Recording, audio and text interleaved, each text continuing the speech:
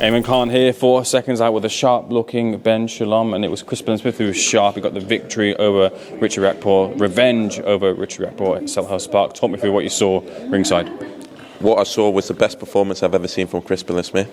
A fantastic performance, an elite level performance, and made a very dangerous fighter look not dangerous. And Richard will be gutted, and he never got going, and he has gone to hospital with an injury, a tear here, and perhaps that's why he couldn't get his right hand going. But credit has to go to Billam-Smith, because that was a special performance. He's nullified Richard Riakporhe, let's be honest, and Richard will come again, and Chris goes on to fantastic things, an amazing spectacle, and the fairy tale continues. A lot of it will be down to Shane McGuigan and Billam-Smith executing the game plan, but do you feel there was more to come from Richard? Maybe the occasion might have got to him a little bit? Yeah, look, you search for answers and you think, was it a step too far? You know, appreciating he waited for this world title for a long time. Was it the occasion? A lot of expectation. All the fans here tonight, you know, it's what dreams are made of, and that's what boxing is. It's about moments, and it's in the moment. Maybe did he freeze a bit? Maybe, but then again, he's in there with a wily operator that has studied to a T how he's going to fight in there, studied how he's going to go at Richard, and in the end did nullify him. He'll be gutted, Richard, and he'll be disappointed enough in himself. He doesn't need me disappointed in him. I want him to go back, understand what went wrong, understand what he did wrong, learn from this situation. You see a lot of fighters that step up to world level and it hits them in the face, and they have to go back and take everything from that experience and come again. And good for him, because this was a big moment for him as well. But really hope, you know, as Billam-Smith showed, one defeat doesn't define you. You can come back as long as you learn, and that's what I want for him now. He's got to show the heart and the desire to want to do that, because, you know, Billam-Smith has that heart and desire and gut that has seen him get to the very top of the sport. 115, 112 was on at least one of the scorecards. Ben, what do you think about that? Yeah, too narrow. It was really wide, wasn't it? And I actually thought it started well for Richard. I thought definitely won the first round, possibly won two, and that was it. But at the start, his jab looked snappy. He looked as though he could hurt him. But as it went on, Chris came into his own, and it became harder and harder for Richard to let his shots go. But yeah, it was a wide win, but it was a fantastic win from a Billam-Smith perspective. It was really a masterclass in there.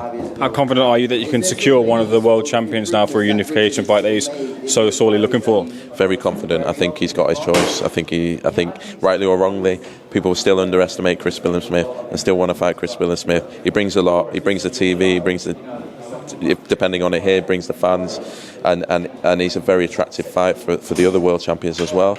We'll sit down with the team. We'll decide on which one makes the most sense, what offers are out there, and what we can put on as well. His dream is obviously to fight in Las Vegas, which he said to me the day he met me. Did I ever think we'd be here after 3 world titles, about to go into a unification, possibly over there?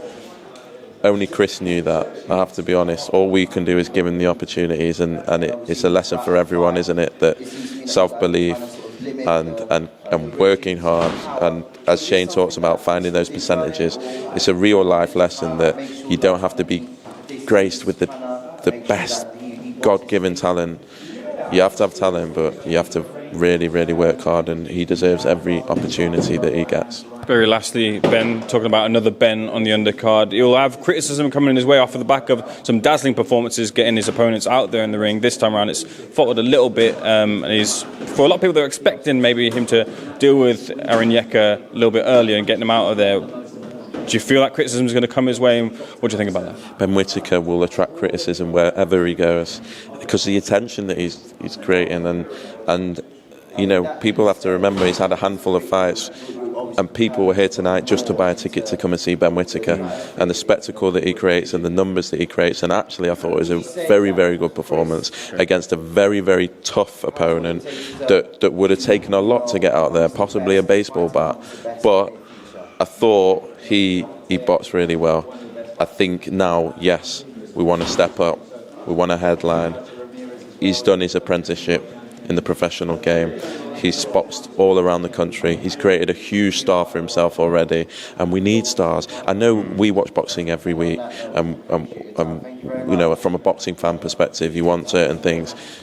But I assure you, there's the numbers that the eyeballs that he's bringing to our sport is unprecedented. So, headline next, step up next, fill out an arena, and really start to go hard in Wolverhampton and the Midlands, which he's so fond of, and then maybe a US event towards the end of the year. Ben, congratulations on the night. Thanks for taking us out. Looking forward to the next one. Cheers, mate. Thank you.